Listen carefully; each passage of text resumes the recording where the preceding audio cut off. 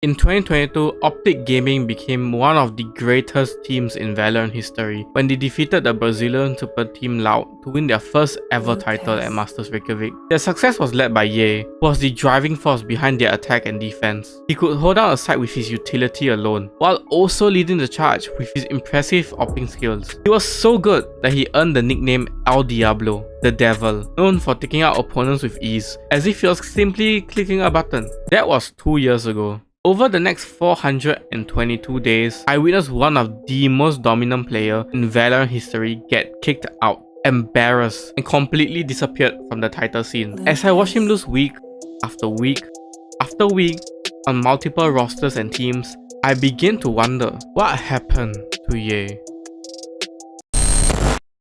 In 2022, after losing the Champions Finals, Optic seemed poised to become a major threat in the following season. Yet Riot had plans. By introducing their new franchising system, Optic didn't secure a slot, causing turmoil and opening up multiple new opportunities for their star-studded roster. While it seemed likely that all 5 of them would stay together, over the following weeks, news broke up that Ye would not be part of the original Optic core. With the news that Ye was exploring options, it was clear that he would be highly sought after in the free agency market, as he was obviously the best player in franchising. While other organizations offered contracts, Cloud9 managed to lure Ye away with an undisclosed amount. Although C9 wasn't as strong as the original Optic core, by acquiring Celsius, another prominent player with international experience, and re-signing a few veterans like Leaf, Vanity, and Zappa, it allowed them to become a promising roster, which showed in their first international tournament, where C9 managed to beat PaperX, the recent Copenhagen runner-ups, in an embarrassing fashion. It seemed like the time that they were destined to be America's next great super team. And then they lost to DRX. The final couple of seconds, the Cloud9 Colossus has crumbled as DRX demolish them.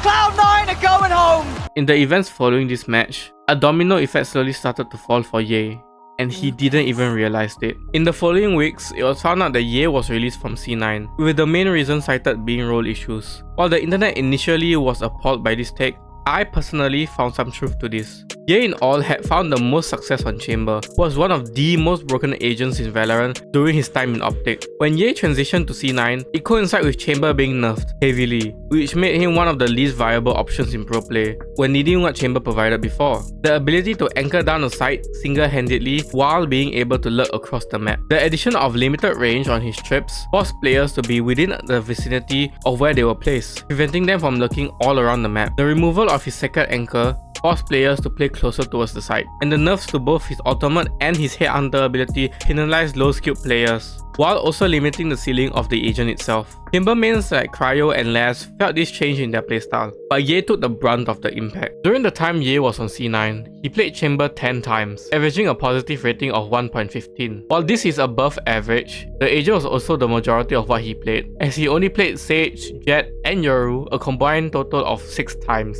But the revealing part comes in his net ratings on other agents. His rating dropped to a 1.13 on Sage and plummeted to 1.02 on Jett. And that was probably the reason why MCE, the head coach of C9, decided to cut him, even though he had only been with the team for 3 months. You can't be the highest paid player on the team while being the most inflexible player, not in Valorant.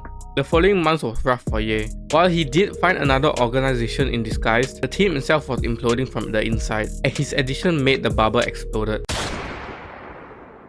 DSG's downfall wasn't Ye's fault, but not many people were aware of it. The team itself had lost 4 games in a row previously, and the addition of Ye simply magnified the scrutiny on the team and its members, as he was the biggest news at the time. But with each game he lost, the sentiment grew that Ye was not a good player. However, if you look at the matches, you'd soon realize that the team structure was in shambles. Their protocols such as trading, playing defaults, and lining up utility for executions were not well defined. And when you have a member of your previous team immaturely sharing old scrim footage of them ignoring your call, causing you to be mad because you were 9 rounds down in practice, you just know that during their run, the team itself was never gonna win a game. As Ye's losing streak continued, hitting his 4th month without a win, DSG ended their season relegated and had to re-qualify for challenges. This caused Ye to send out a tweet expressing shame over his and his team's performance, stating that he would donate his month's salary to charity. Over the next few months, it felt like Ye would be done with competition, given his luck of encountering 2 bad team experiences that diminished his value as a player.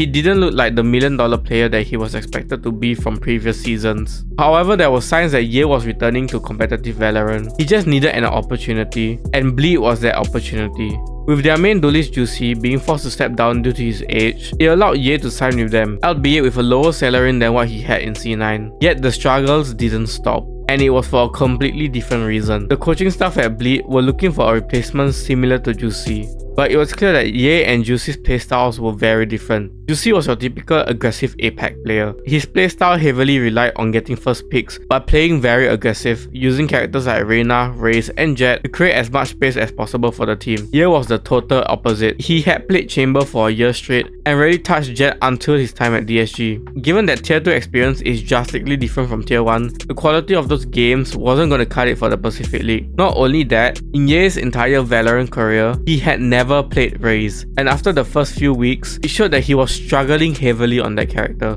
It was the blatant truth that he is being misused on Bleed. Well, that's one way to look at it. In Valorant, being flexible is the key of being able to survive the ever-changing updates and introduction of new characters. No agent played will always be overpowered, nor will any player always be the best in the world for multiple years. Yes, Ye has had some bad luck in terms of teams, players that mocked his downfall, and coaches misusing him and forcing him to play agents that he has never played before. But if you are the world-class player that you were 2 years ago and was arguably the winning factor of your Masters trophy, why can't you change with the game itself? What is stopping Ye from adapting? Is it because everything was and is gonna be against him? Or is it because you're a worse version of yourself clinging to your glory days in Reykjavik? Well, Ye, you tell me, because time is running out.